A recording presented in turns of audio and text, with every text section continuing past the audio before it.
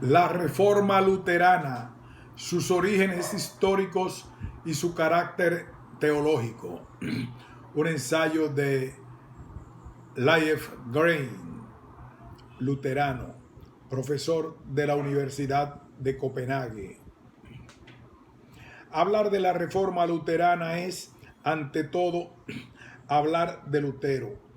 Esta frase no es tan evidente como pudiera parecer a primera vista, porque no sería necesario empezar por tratar del estado de las cosas al final de la Edad Media, o no habría que comenzar por describir la situación política con los estados centralizados o la situación social y económica según la fórmula del marxismo.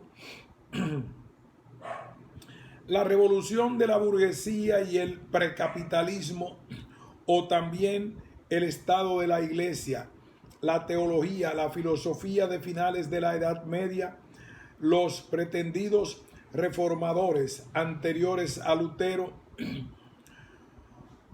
los precursores, es una palabra, en una palabra, no habrá que comenzar por exponer las causas de la reforma. En efecto, hay que tener en cuenta todos estos condicionamientos como factores determinantes y limitantes que han formado el cuadro en el cual pudo producirse la reforma. Pero de cierto nos perderíamos si aceptáramos el examen de todos estos factores como punto metódico de partida. Podemos demostrar esto con varios ejemplos. Tomemos uno. El desarrollo de la reforma como nosotros lo conocemos sería inimaginable sin la imprenta, pero con todo sería sin duda ninguna demasiado audaz el concluir que la imprenta fue una de las causas de la reforma. Sin embargo, no cabe duda que la imprenta fue una parte decisiva de sus condicionamientos. Por esto, en adelante suponemos el conocimiento de la situación política, económica, social, cultural y eclesiástica para poder interrogarnos sobre los orígenes históricos de la reforma y de su carácter teológico. Admitiremos también que ningún conocimiento, por muy perfecto que sea, basta él solo para responder a nuestra pregunta. Veamos otro ejemplo, tal vez instructivo. ¿Qué pensar de la calificación de Wycliffe y Jan Hus como precursores de la reforma? Estas clasificaciones carecen de sentido si no se les fundamenta sobre los análisis de la importancia y contenido de la reforma luterana. De lo contrario, la expresión precursor sería demasiado vaga para significar cosa distinta del hecho de que estos hombres no tuvieron de común con Lutero más que las dificultades que produjeron a la iglesia romana. Pero esta referencia no nos ha enseñado nada de esencial sobre la reforma luterana. Tampoco logramos mejor resultado si, abandonando la pretensión ambiciosa de encontrar las causas de la reforma, tratamos de aclarar teológicamente el camino que Martín Lutero ha seguido para terminar en una ruptura con Roma, buscando las causas en su biografía y experiencias personales. Los dos conocedores de Lutero, Henry de Neifel y Hermann Grisart, han aplicado el método tradicional tomando como punto de partida dos hechos. Uno, Lutero se hace hereje. Dos, la herejía tiene como origen una depravación moral. A partir de estos datos, no es difícil formar el silogismo que a la vez fue su plan de trabajo y llegar a alcanzar sus mismas conclusiones. Simplemente, Lutero se hace reformador porque ya estaba moralmente depravado. Sería difícil probablemente en nuestros días encontrar un solo defensor de tales puntos de vista, al menos entre los que saben de qué hablan. Con todo, Denifl Grisar no fue más que un eco. Ha jugado un papel importante en el campo de las investigaciones luteranas en dos sentidos. Uno, negativamente, limitando la discusión a las cualidades personales de Lutero. Autores protestantes se han dedicado a hacer otro retrato de Lutero, quien, según opinión de los dichos autores, fue notable por su poder moral. Se habían dejado enredar en el problema planteado por Denfly. Eso sí, llegaron a resultados contrarios. 2. Positivamente, Denifl ha ejercido influencia proponiendo la cuestión de las relaciones de Lutero con la tradición. Se ha caído en cuenta de que las pesquisas sobre Lutero debían ocuparse intensamente de la tradición teológica y filosófica de la Edad Media en general, y más particularmente con la tradición que Lutero conocía y utilizaba. Naturalmente, el honor de haber puesto en obra este trabajo no recae solamente en Denifl, pero él contribuyó en gran manera a intensificarlo sin duda alguna. Después de la Primera Guerra Mundial, la renovación teológica del protestantismo trajo un cambio de orientación en el sector de las investigaciones sobre Lutero. Las preguntas que se hacían no eran ya de orden teológico y moral, intentando explicar la reforma únicamente por la personalidad de Lutero, sino que se detenían con preferencia en su mensaje.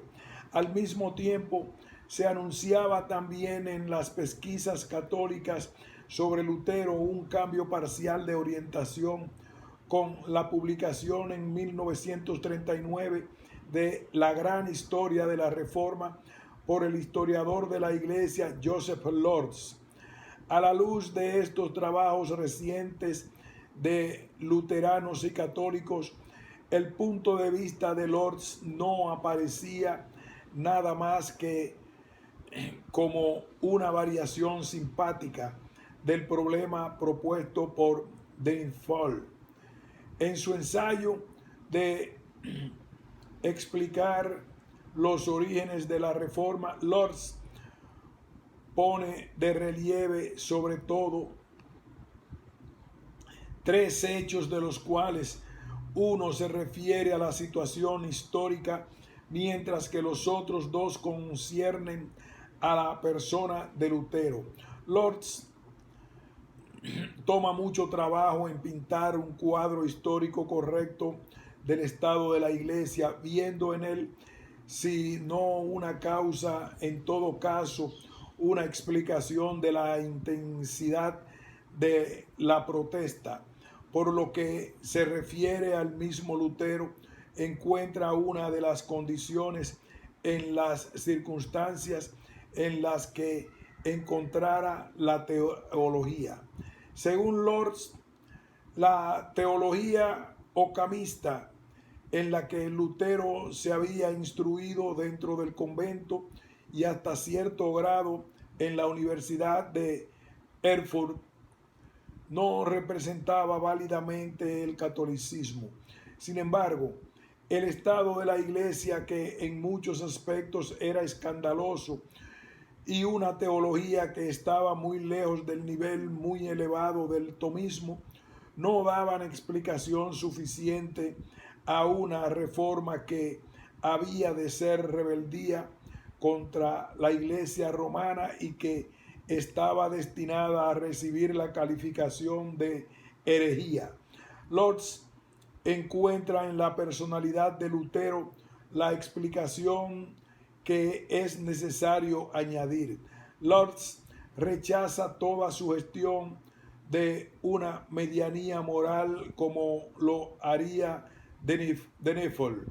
Lutero es alabado tanto como hombre serio como por poseer una personalidad religiosa de primer orden, aunque dotado de una cualidad inquietante que le hace rebasar la justa medida, su tendencia a un subjetivismo pronunciado.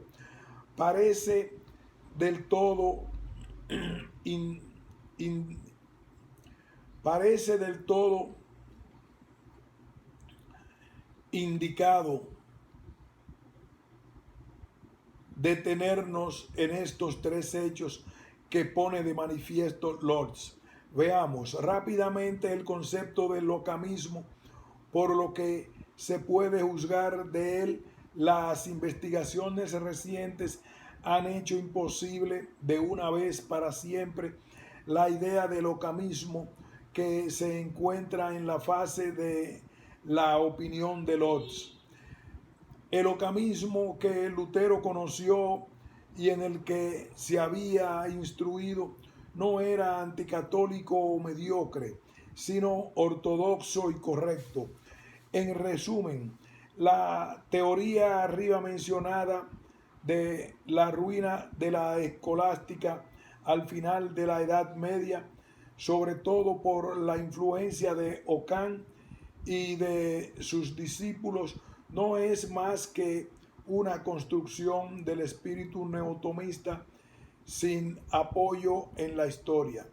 Cualquiera que sea la importancia que el ocamismo haya podido tener para Lutero y su historia, es importante no porque estaba en contradicción con el catolicismo o porque tenía una tendencia a desfigurarlo. No es solamente Lutero el que nos informa del estado deplorable de cosas que reinaba en la iglesia durante su época y que dio lugar a fuertes protestas. Efectivamente, ni siquiera fue el primero en protestar. La indignación estaba muy extendida y, como Lortz y otros lo han resaltado, era muy justificada. Lutero asimismo estaba ya indignado, como lo podemos ver en sus primeros cursos que no se han publicado jamás. Pero nada hace creer que esta indignación haya roto en lo más mínimo su convicción acerca de la verdad de la iglesia, acerca de la verdad de la iglesia romana. En efecto, una cuestión eclesiástica práctica fue la que puso a Lutero en conflicto con Roma, pero ya en ese momento se encontraba en la vía que lógicamente debía conducirle más lejos. Ya entonces se hallaba en franca polémica con la teología de su época. Ella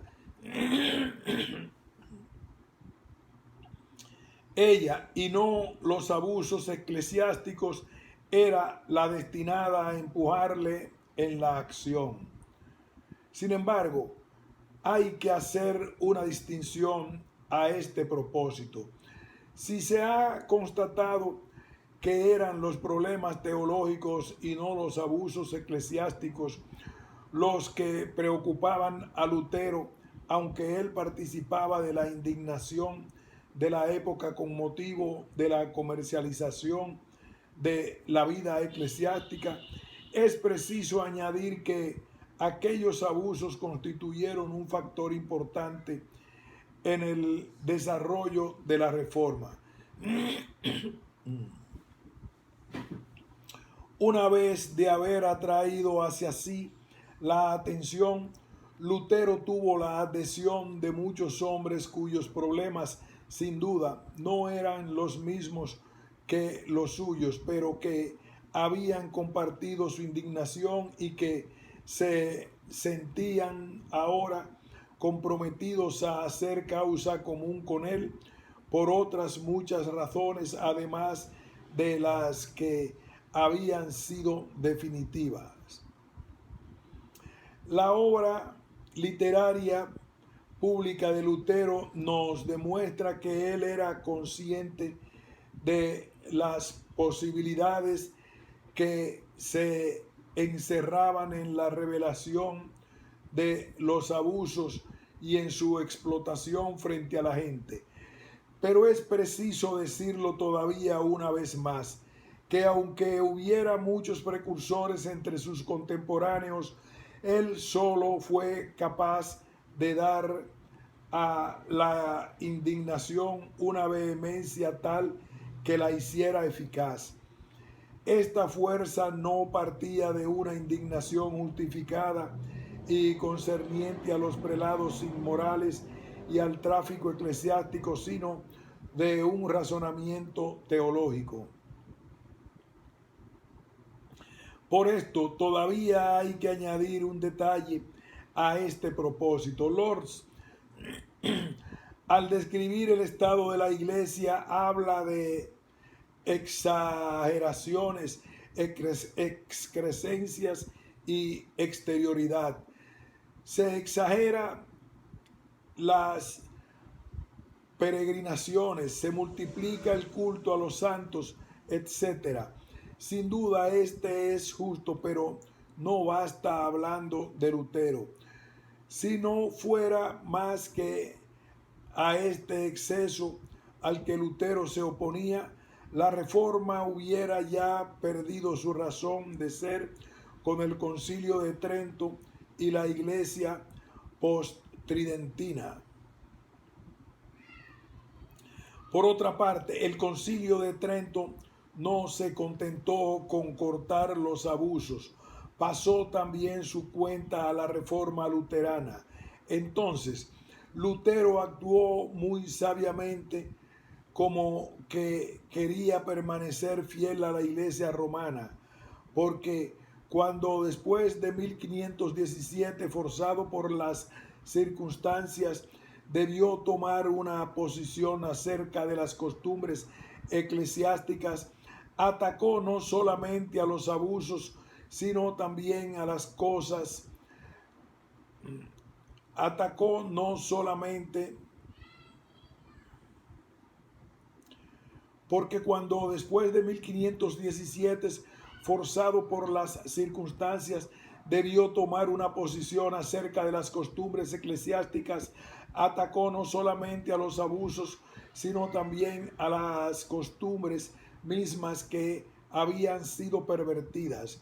Dicho de otra manera, los abusos eclesiásticos explicaban de cierto modo el éxito que conoció Lutero una vez que entró en conflicto con Roma. Pero no es por ellos que Lutero fue lo que fue, y no fueron ellas las que llevaron a aquel punto. Criticó los abusos y sus causas.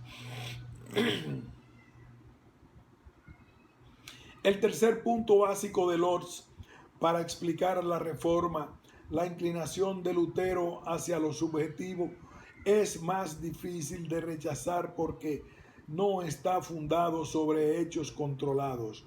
Podemos preguntarnos, sin embargo, si es si el subjetivismo como categoría psicológica puede emplearse para distinguir un hecho histórico, y aun si la explicación psicológica fuera correcta, sería de todos modos difícil de probarlo. ¿Qué se puede deducir de ello en cuanto al contenido de la reforma? Si la reforma no se puede separar realmente de la mentalidad de Lutero, no hay ninguna razón de tomarlo en serio. Nadie puede sentirse obligado respecto de una cosa fundada únicamente o la mayor parte sobre particularidades psíquicas de otra persona. En consecuencia, se saca que al dar la explicación, Lorz se funda, tal vez sin quererlo, en la suposición de que la reforma no tiene ninguna causa verdadera. Naturalmente, él puede pensarlo así como persona privada, pero como historiador no tiene en modo alguno el derecho de tomar esta tesis como punto de partida. Otro tanto se puede decir de todo ensayo de explicar la reforma por el grado de perfección de Lutero. Si la reforma luterana estuviera fundada sobre las cualidades perfectas de Lutero, no habría más razón de tomarla en serio que si fuese debida a su subjetivismo.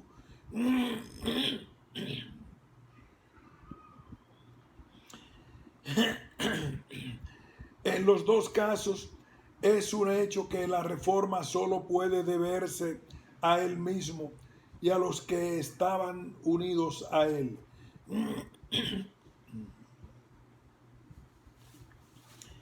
Y aparte de estos, a nadie. Al contrario, si queremos comprender la intención de la reforma luterana, hay que empezar lejos. Efectivamente, la situación de la época y la mentalidad de Lutero explican muchas de las circunstancias en el desarrollo de la reforma, pero no nos harán comprender los orígenes históricos de la reforma luterana y su carácter teológico. La historia de Lutero nos lleva a Erfurt, a la universidad y al convento de los agustinos. Allí había como profesores algunos ocamistas o tal vez mejor, gabrielistas, es decir, los discípulos de Gabriel Biel.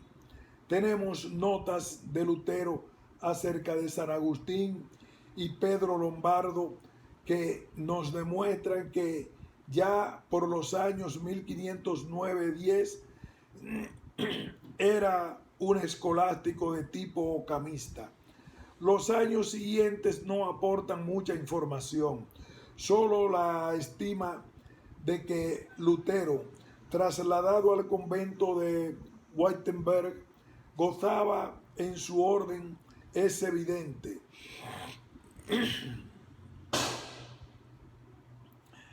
Llega a ser predicador vicario regional y doctor en teología para suceder pronto al vicario general Jan Staupitz. Como profesor en la Facultad de Teológica de Wittenberg, donde comenzará sus cursos en 1513. Su primer curso, Dictata Super Psalterium, se conserva en su propio manuscrito. A partir de este momento estamos suficientemente documentados para seguir al detalle el camino de Lutero. Pero cuando se trata de situar este gran manuscrito, los investigadores luteranos se hallan muy divididos. La discusión se basa en los problemas que han surgido de las declaraciones posteriores de Lutero. Aparentemente, estas demuestran que Lutero se había retirado al convento bajo una tal lucha espiritual que estuvo a punto de despertar de su salvación. Según propia declaración, el sentido de la noción justicia de Dios jugó siempre un papel determinante durante esta crisis. En el prefacio del primer tomo de sus obras latinas de 1545, él nos cuenta que el momento del cambio lo constituyó el descubrimiento de que la justicia de Dios en la carta a los Romanos 1:17 no es la justicia que juzga y castiga, sino la que Dios da al hombre por medio de la fe. Esta cuestión del descubrimiento llamado reformador ha sido colocada una vez más en el curso de sus últimos años como el centro de la discusión por el libro de Ernest Bither, Fides ex Auditu, que apareció en 1958. ¿Cómo fechar este descubrimiento? Las opiniones están muy divididas, puesto que no tenemos criterios externos evidentes. La discusión se centra en el contenido de los escritos luteranos de los años 1513-18. Guiados por el prefacio de Lutero, queremos determinar el sentido fundamental de la parte reformadora para buscarlo en sus obras. No queremos entrar en una declaración tardía de Lutero, quien naturalmente puede muy bien describir hechos de una gran importancia personal. Queremos mantenernos en las fuentes primeras y seguir su camino sin fijar con anticipación lo que es el elemento reformador. Pero había que mencionar la discusión en curso para aclarar mejor el método que aplicaremos. La Dictata Super Psalterium de 1513 emplea notablemente poco la terminología escolástica, mientras que revelan un esfuerzo apasionado por comprender el texto bíblico.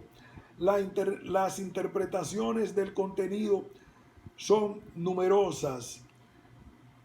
Denifl consideraba los dictata como católicos y veía en el curso siguiente acerca de la carta a los romanos el comienzo de la herejía. Sin embargo, Karl Hall creía encontrar allí el completo Lutero, aparte de los que con Ernest Bither no quieren hablar de teología reformadora más que a partir de los alrededores de 1518. Parece justo decir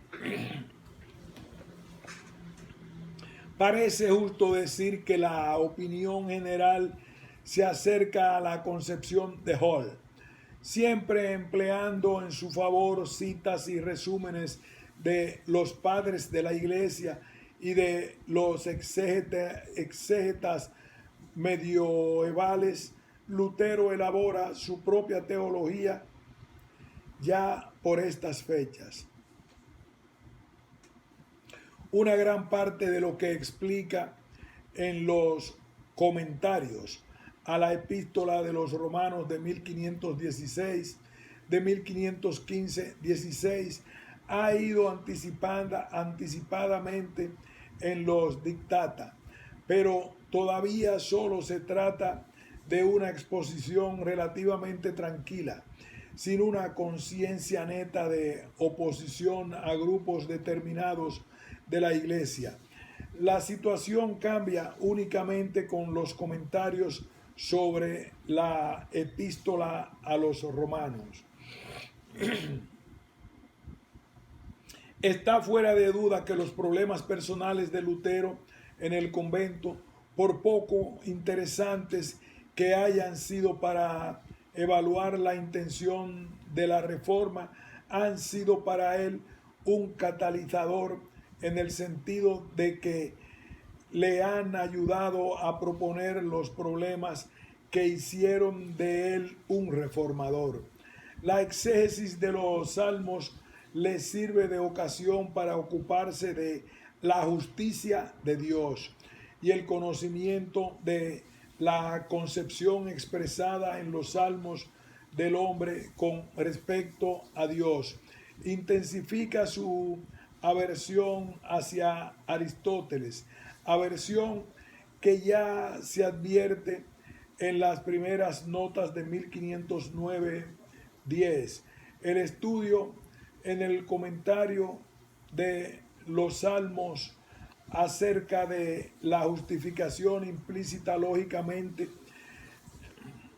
la carta a los romanos como tema siguiente.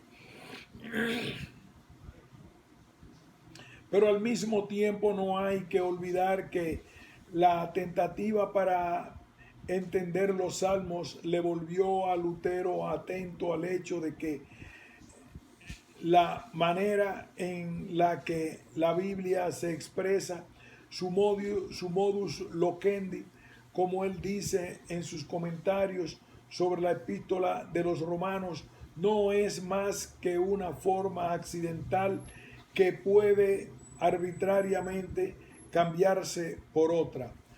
Forma y contenido son inseparables.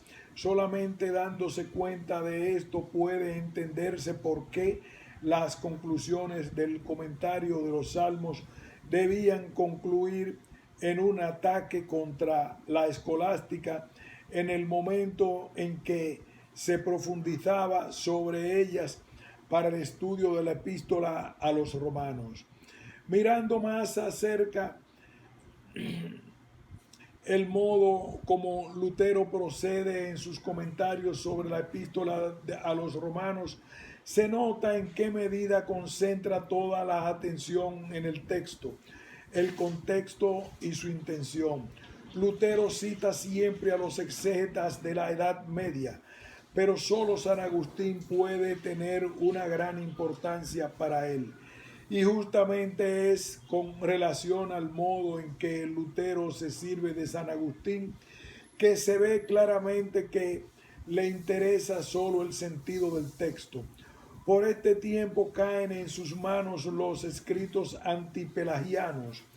De ellos es sobre todo importante para él el tratado de Spiritu et Litera, pero es importante contrastar que él no lo emplea, como tampoco otros escritos antipelagianos, nada más que en tanto tratan pasajes de la epístola a los romanos.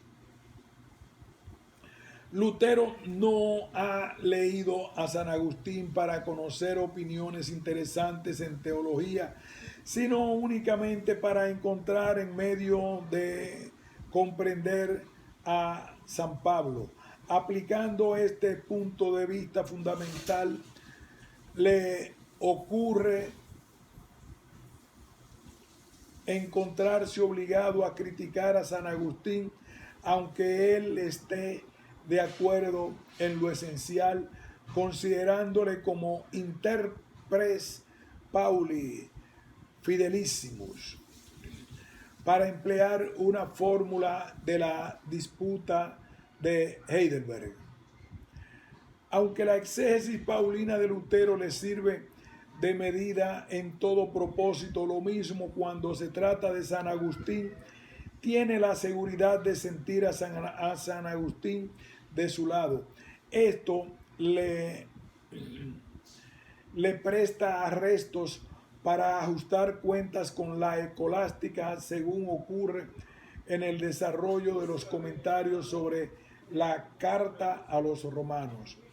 Es interesante comprobar que los ataques violentos que a menudo se producen en la exégesis de los pasajes que importan para el concepto de la justificación tienen lugar casi siempre con una referencia a San Agustín, y no es propiamente una coincidencia. Efectivamente, presentan un conjunto de acontecimientos que siguieron a los comentarios sobre la carta a los romanos.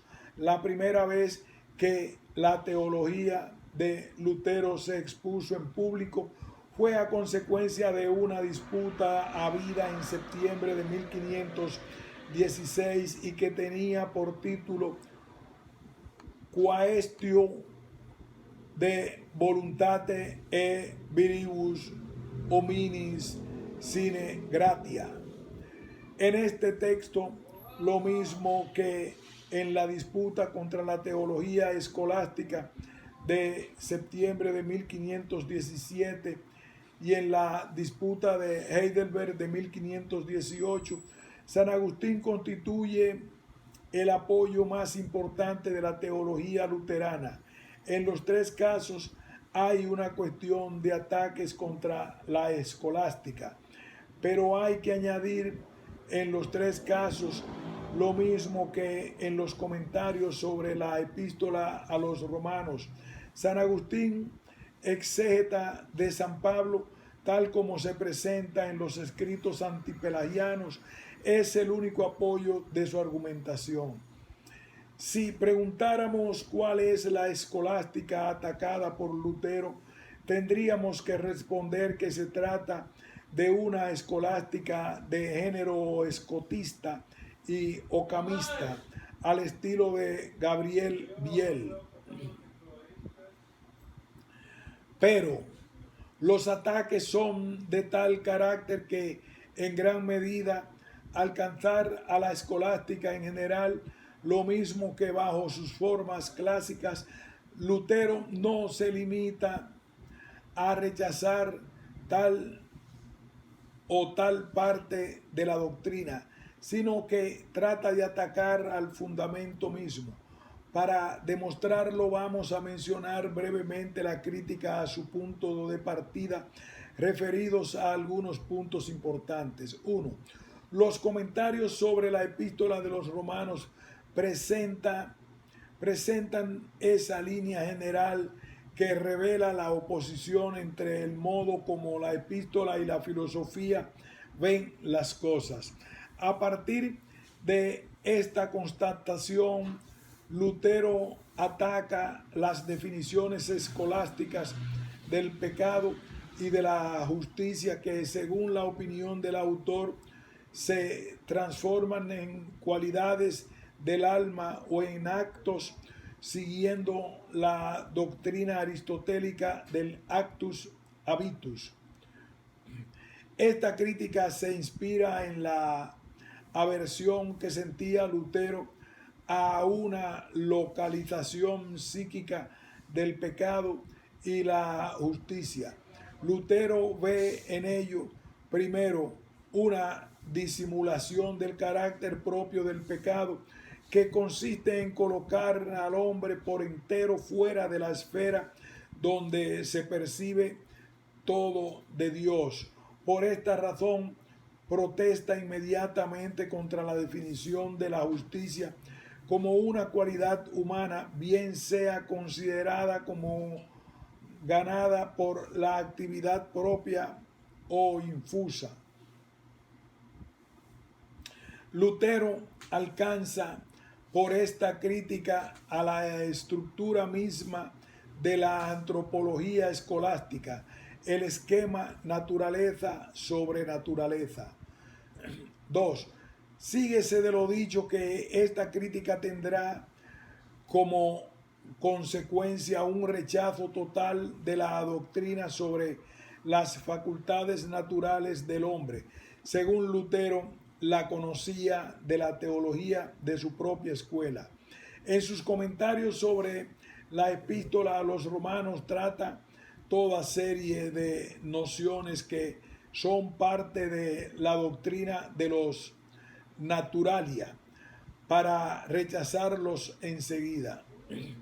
El rechazo del libre albedrío y de la facultad de la razón de conocer a Dios es evidentemente una consecuencia de la afirmación del carácter total del pecado. pero nos equivocamos sobre el sentido de tales declaraciones si las consideramos como una agravación sobre el mismo plan, es decir, como un modo más pesimista de hablar del hombre. Para Lutero, el estado de pecado no es una cosa que se une al hombre, algo que tiene, sino que es idéntico a lo que es el mismo hombre en relación con Dios. Lutero no admite la evaluación de las cualidades del hombre en un plan moral, sino que quiere indicar el uso que de ellas se hace inevitablemente, por muy excelentes que sean bajo el punto de vista moral. El rechazo de Lutero no afecta tanto al contenido psicológico de las nociones cuanto al error de orientación que él encuentra en el mismo hecho del fuerte interés en las cualidades del hombre. En su opinión, esto conducirá o bien al orgullo o bien a la desesperación, dado que un debilitamiento de la ley de Dios es una condición que subraya las facultades naturales del hombre. Por esto, a la crítica debe seguir otra crítica de la concepción de la ley que permite ver en los actos libres del hombre la realización de la misma ley. Lutero habla de la impotencia del hombre ante la ley, pero es importante advertir que su interés principal no consiste en afirmar la impotencia moral del hombre. La falta esencial de la escolástica, según él, reside en el hecho de que consideran la realización de la ley como el hecho de que la falta esencial de la escolástica, según él, reside en el hecho de que considera la realización de la ley como una cuestión moral. Cumplir la ley sin la gracia, según ciertos teólogos decían a propósito de la moral natural, significa para Lutero que uno propone sin pudor sus pecados a Dios, y la concepción de la realización perfecta por la gracia consecutiva en la cual el amor ejecuta los actos, implica para Lutero que la misma gracia queda convertida en ley. Esto es inevitable porque no se ha comprendido que la justicia no es una cualidad humana, sino la imputación, reputatio de Dios, que se encuentra únicamente en la predicación de Cristo y en la confesión de la fe en su justicia externa. Justitia aliena. Podría decirse, puesto que el hombre no tiene la justicia que está extra, se pierde la justicia interior. Cuando el amor, por muy don de la gracia que sea, está considerado como una ley, la justificación, sin embargo, queda estimada como una prestación del hombre. Por otra parte, para Lutero, una prestación humana tal hecha posible por la gracia es precisamente la justitia propia, la cual San Pablo quiere destruir en su epístola a los romanos para dar lugar a la justicia de Cristo, la acogida de Cristo como evangelio. Hacer del amor el centro de la justificación significa que Cristo queda reducido a ser la causa de la salvación, mientras que el evangelio anuncia su venida como el contenido activo de la salvación. El concepto luterano de la justificación por la fe en San Pablo le han llevado a rechazar toda moral natural y por ende toda idea de una preparación por parte del hombre, así como a una negación de todo logro. La justificación se opera únicamente por la fe en Cristo, por la justicia externa, por cuyo medio Dios perdona el pecado cuando no se lo imputa al pecador. De esta forma, las obras buenas no tienen razón de ser con respecto a Dios. Esta teoría no solamente difiere en cuanto al contenido de la tradición medieval, incluido el agustinismo, que se encuentra, por ejemplo, en Gregorio de Rimini, sino que es al mismo tiempo un resultado del hecho de que Lutero ha descubierto en San Pablo que habla de diversa manera a cómo podía hablar la filosofía y la ética. Lutero quiere seguir el modus loquendi apostoli en lugar del modus loquendi metaphysicus seu morales. Hablar teológicamente significa para Lutero hablar en sentido propio de lo que Dios hace y de su modo de considerar al hombre, mientras que la filosofía se ocupa de la naturaleza de las cosas y de la naturaleza del hombre. No rechaza la filosofía y la ética, pero niega que los modos de pensar filosóficos puedan aclarar la causa de la teología. Considerando así como un resultado de métodos teológicos falsos la puesta en relieve de la moral natural, de la preparación a la gracia y del mérito, todo lo cual Lutero había encontrado en la teología que le habían enseñado en Erfurt. Lutero se ve obligado a tratar toda la escolástica y no solo tal o cual punto de vista de la misma. Sea o no exacta esta concepción acerca de San Pablo, no hay duda de que desde un punto de vista histórico es cierto que la interpretación que da en los comentarios a la carta a los romanos está en contradicción con el conjunto de escolástica de su época. Estos ataques se dirigen lo mismo al tomismo de Capreolo, representante normal del tomismo a la sazón. Dicho esto, es inútil de proponerse la cuestión de si Lutero había comprendido o no a Santo Tomás de Aquino. ¿Cómo iba a él a estar obligado a comprender a Santo Tomás de forma distinta o mejor que los mismos tomistas? Pero aparte de esto, una vez que hemos comprendido que la actividad pública o exterior de Lutero ha comenzado por una lucha contra la escolástica intencionadamente dirigida al exterminio de la misma, es igualmente vano preguntarse cómo se ha hecho muchas veces desde hace algunos años, qué importancia habría tenido para Lutero un estudio intenso de Santo Tomás.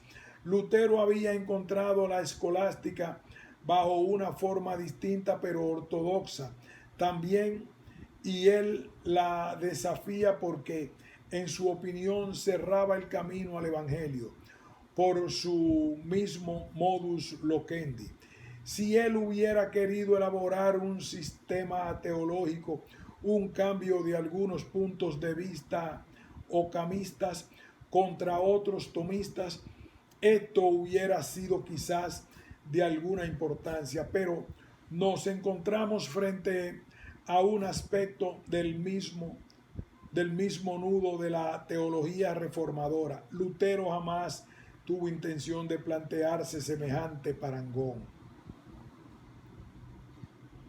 Esta teología antiescolástica sostenida por el San Agustín antipelagiano, como lo entendía Lutero, era ya reformadora o tiene razón los sabios que piensan que Lutero, por su interés hacia la mística alemana, estaba ligado a la manera de pensar de la Edad Media, sobre todo al acentuar la humilitas y por la teología llamada teología crucis.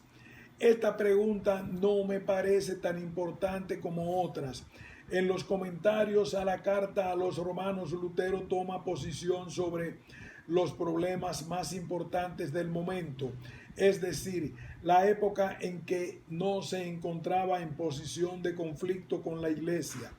La justificación por la fe en San Pablo y su contraste frente a la doctrina de la justificación en los escolásticos. Así es como se ha formado la base sobre la cual Lutero ha tratado por medio de sus disputas de combatir la escolástica. La exposición de estas doctrinas forzó a toda la facultad de teología de Wittenberg y pronto a la universidad entera a tomar su partido. Es casi evidente que no se encuentran todavía en los comentarios a la carta a los romanos muchas de las ideas que con el tiempo resultaron importantes. Por otra parte, hay que reconocer que la teología de los comentarios a la carta a los romanos creó el fundamento sobre el que Lutero y sus compañeros actuaron cuando la disputa sobre las indulgencias les puso en contacto con la Iglesia. La convicción de los errores de la teología escolástica de ningún modo llevó a Lutero a dudar de la autoridad del Papa o de la legitimidad de la disciplina eclesiástica. El escándalo que produjeron sus 95 tesis acerca de las indulgencias le sorprendió imprevistamente, mientras que a partir de 1516 había trabajado metódicamente con el propósito de hacer imposible la escolástica en las universidades. Bien es cierto que sin mucho éxito al principio salvó a la Universidad de Wittenberg. Lutero redactó su tesis sobre las indulgencias de buena fe, es decir, convencido de actuar conforme a la doctrina de la Iglesia. En resumen, es muy cierto que Lutero no tenía deseo alguno de derribar la Iglesia. Al menos esto es lo que decimos ahora en estos tiempos de ecumenismo.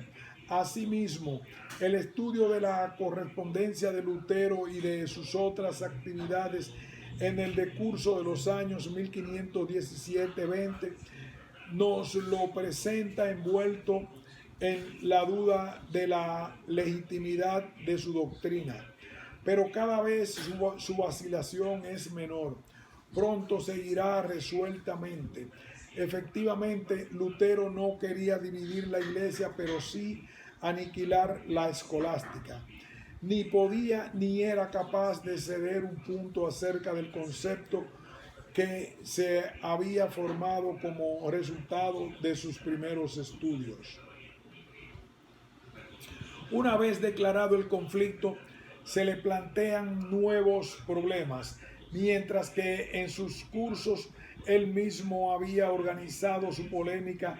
Ahora tenía que enfrentarse con problemas suscitados por otros y entonces resulta obligado a tomar posiciones a partir de sus propias bases. Duda, permaneciendo fundamentalmente fiel a la Iglesia. Pero a medida que va enfrentando los nuevos problemas, cada vez más abandona su vacilación sin poder hacer otra cosa que sacar las conclusiones que se producían, según él, partiendo del hecho de la justificación por la sola fe.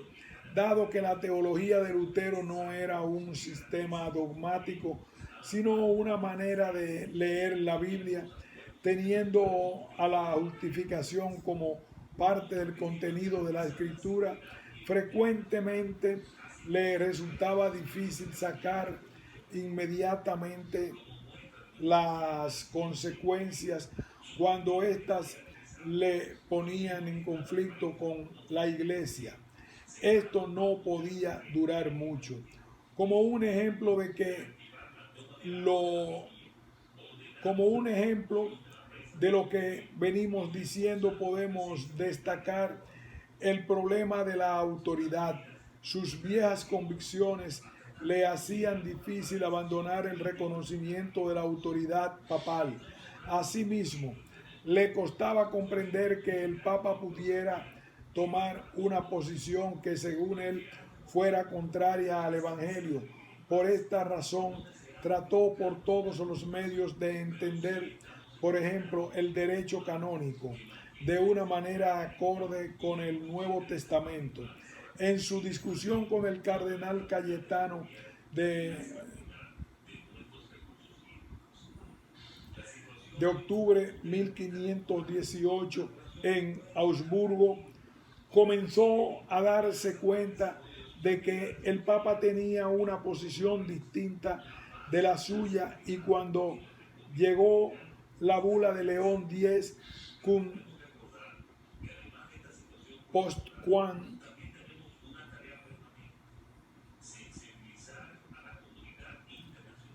la bula de León X cum postquam, el mes siguiente, no tuvo más remedio que reconocer dolorosamente que el Papa había condenado su concepción de las indulgencias como herética. No obstante, todavía anduvo durante muchos años tratando de llegar a un acuerdo con León X, eso sí, sin ceder un milímetro. Lutero apeló del Papa al concilio, apoyándose en la idea de la soberanía del concilio sobre el Papa.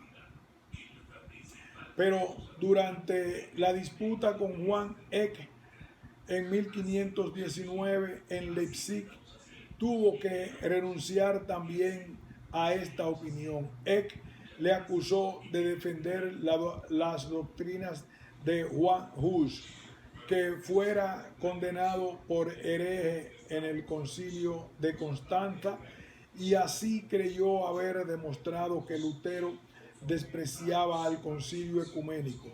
Lutero reaccionó violentamente, interrumpió y gritó a Eck que jamás había hablado contra un concilio y que él nada tenía que ver con los herejes. Esta reacción muestra su sumisión a la autoridad, pero al día siguiente, después de repasar sus artículos condenados por el concilio y defendidos por Hus, reconoció que consideraba algunos de ellos como cristianicismi.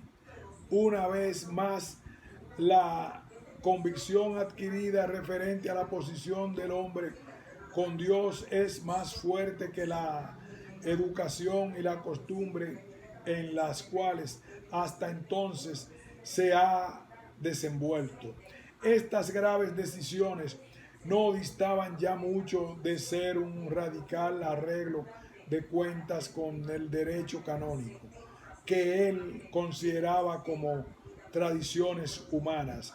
Seguidamente vinieron los ataques contra la jerarquía y contra la doctrina eclesiástica de los sacramentos y su uso.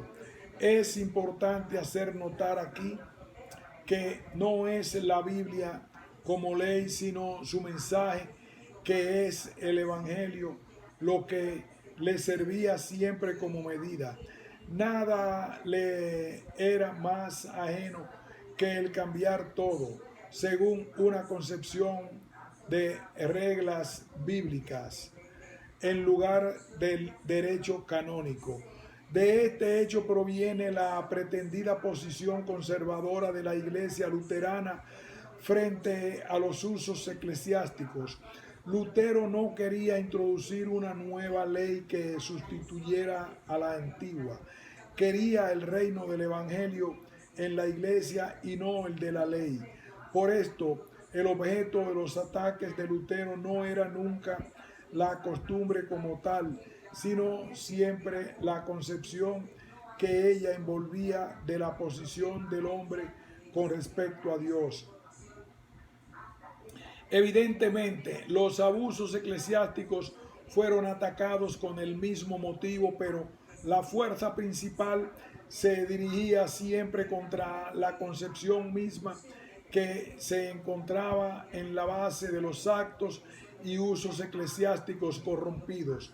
Tomemos como ejemplo la querella de las indulgencias. Comenzó, no hay duda, por un ataque contra una práctica superficial de las indulgencias y terminó lógicamente por la recusación de las indulgencias mismas como tales. Y como que la cuestión de las indulgencias llevaba a una discusión del sacramento de la penitencia, finalmente llegó mucho más lejos que a una crítica de los abusos en relación con la penitencia, porque en última instancia concluyó en el rechazo de la penitencia misma. Estos hechos tuvieron por efecto que el arreglo de cuentas de Lutero fue el único ataque radical que la Iglesia conociera en la época de la Reforma. Su conservatismo aparente, que escondía muchas cosas que de momento no eran consideradas necesarias, demuestra que él niega que la práctica eclesiástica pueda someterse a una ley. Los reformadores aparentemente más radicales, los espiritualistas, por ejemplo, Zwinglio y Calvino, utilizaron la Biblia como norma de toda la organización de la Iglesia y rechazaron la ley canónica, instaurando una pretendida ley bíblica. Frente a tales radicalismos, carece de sentido el preguntarse en qué condiciones se hubiera podido evitar la ruptura. De nada sirven las referencias a la situación miserable de la Iglesia en esta época. La teología de Lutero significaba no a toda deificación de las instituciones de la Iglesia y a todos los medios con que ella quería ayudar a los hombres en el camino del cielo. Frente a este no, la Iglesia de la época no podía hacer otra cosa que expresar su propio no, dada su voluntad de permanecer como era. En este sentido, el Concilio de Trento fue una verdadera y realista respuesta a la Reforma, ocupándose Lutero simplemente la Iglesia romana, ocupándose de Lutero. Simplemente la Iglesia romana tenía que ocuparse de su propio fundamento y no ya de discutir este o aquel detalle de la doctrina y práctica de la Iglesia. La intención de estas líneas es únicamente dejar constancia de un hecho. No se trata de hacer observaciones a los miembros católicos de este Congreso, algo que no fuera para nosotros mismos, porque también es un hecho que Lutero se mostró poco abordable. El radicalismo luterano se forma a lo largo de los años 1517-22, es decir, durante el periodo en el que la Iglesia romana era prácticamente su único frente de discusión. No se sentía obligado a cuestionar la posibilidad de una iglesia fuera de Roma.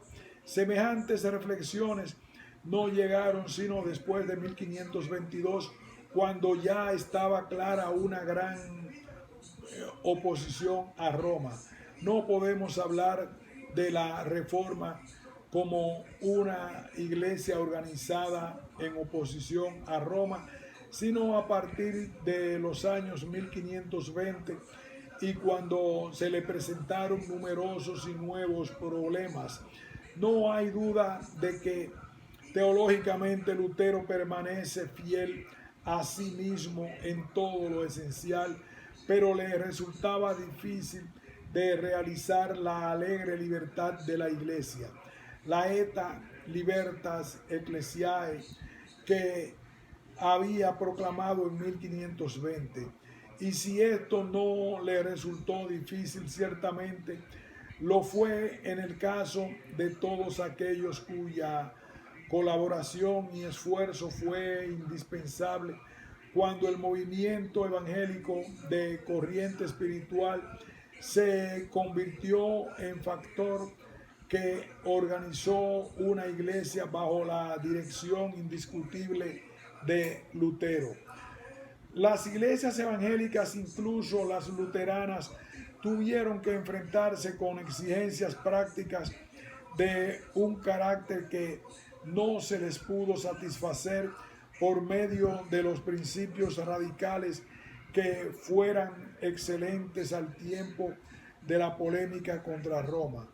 No puede existir iglesia sin organización y por tanto es difícil evitar el contrasentido. En este orden de cosas, sin duda, que la reforma luterana es consecuencia de la obra teológica de Lutero, pero también es deudora a los trabajos y opiniones de otras personalidades. Es bueno recordar a este propósito algunas observaciones que hace Adolfo Harnack acerca de San Pablo. San Pablo dice que no ha jugado un papel importante en la elaboración de la doctrina de la iglesia, pero es difícil encontrar en la iglesia una sola innovación de importancia que no haya buscado su inspiración esencial en él. Muy bien podríamos decir otro tanto de Lutero. No fueron sus pensamientos los que determinaron la reforma luterana cuando se convirtió en iglesia, pero sería difícil citar innovaciones importantes en la iglesia luterana que no hayan sido inspiradas sobre todo en él. El radicalismo de Lutero, que destruye todas las tentativas del hombre en orden a divinizar sus instituciones y que le reduce a vivir únicamente de lo que Dios quiere darle, no puede ser la propiedad de la iglesia luterana, de la que la historia habla en lenguaje distinto. Tampoco ha sido capaz de mantener la causa de Lutero. Sin embargo, se puede preguntar si las cosas no han sido necesariamente así. Lutero creía encontrar en todos sus adversarios de la iglesia romana, los espiritualistas y Erasmo, una religión cuyo contenido mostraba a un hombre que por piedad y por sus opiniones justas obtenía la aprobación de Dios, porque según Lutero la razón debe pensar de Dios así. Frente a la doctrina, Lutero protesta un cristianismo que consista en abrir un camino al cielo partiendo de un Dios causa de salvación, supone para Lutero renegar de Dios. Por este camino se puede hablar de Dios. En principio, Dios es un pasado.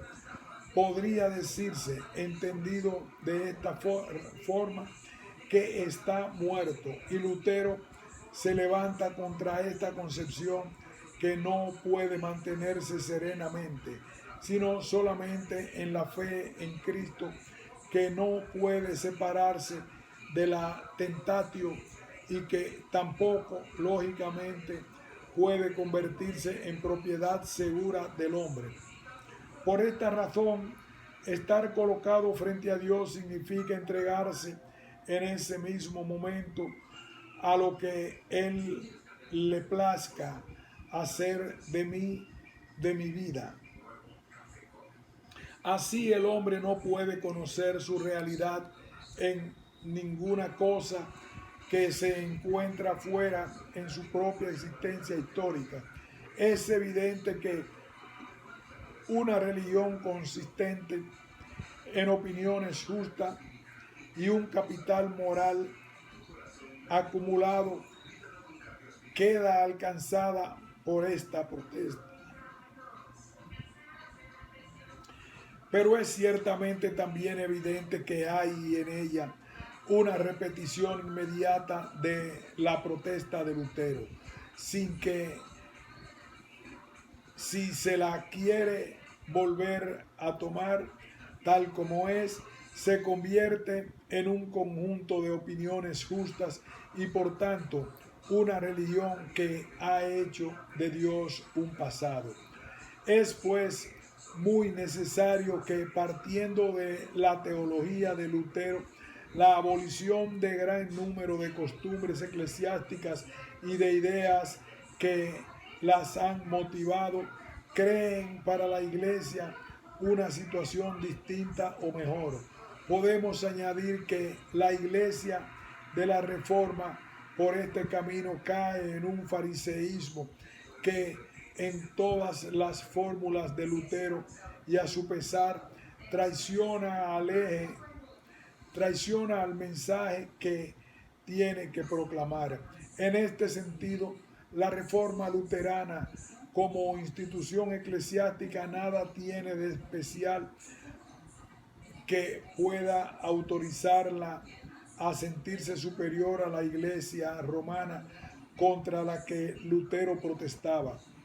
Su carácter teológico propio era y permanece protestable si se la juzga a partir de la protesta de Lutero. Más aún, justamente el carácter luterano de la Iglesia luterana esconde su posibilidad de llegar a una satisfacción propia muy peligrosa, porque esta iglesia es aparentemente conforme a las ideas de Lutero. Así pues, la Reforma luterana tiene dos aspectos.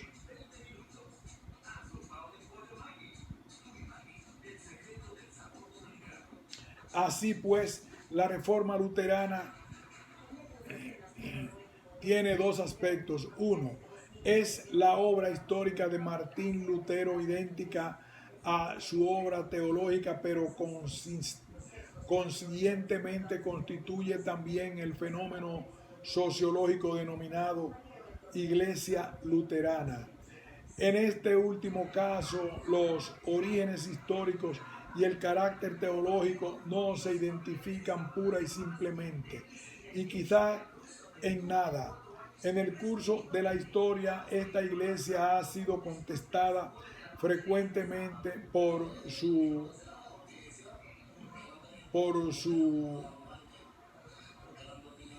en el curso de la historia, esta iglesia ha sido contestada frecuentemente